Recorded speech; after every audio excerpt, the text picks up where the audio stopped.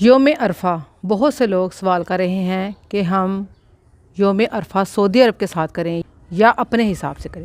یوم عرفہ کا تعلق میدان عرفات کے ساتھ نہیں بلکہ چاند کی تاریخ کے ساتھ ہے، لہٰذا آپ جس ملک میں ہیں 9 ذی الحج ہو جائے یہی دن آپ کے لیے یوم عرفہ ہے۔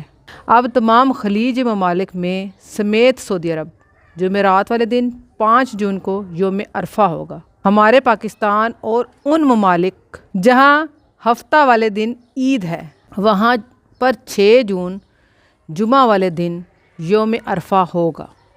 اسی دن آپ تکبیرات شروع کریں گے اور اسی دن آپ روزہ رکھیں گے جس کا ثواب 2 سالوں کے گناہوں کی معافی کے برابر ہے۔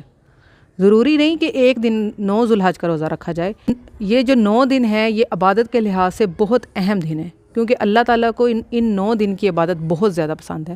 آپ 9 ذی الحج کا روزہ رکھتے ہو اس کا بھی بہت ثواب ہے، اگر 8 کا اور 9 کا رکھتے ہو تب بھی بہت ثواب ہے۔ اگر 9 دن روزہ رکھتے ہو اس کی عبادت اللہ تعالیٰ کو بہت زیادہ پسند ہے، اور اگر ایک دن کا روزہ 9 ذی الحج کو اگر آپ رکھتے ہو تو 2 سالوں کا گناہ معاف ہوتے ہیں۔ دیکھیں ذرا اگر آپ 9 دن رکھیں گے تو اس کا کیا ثواب ہوگا۔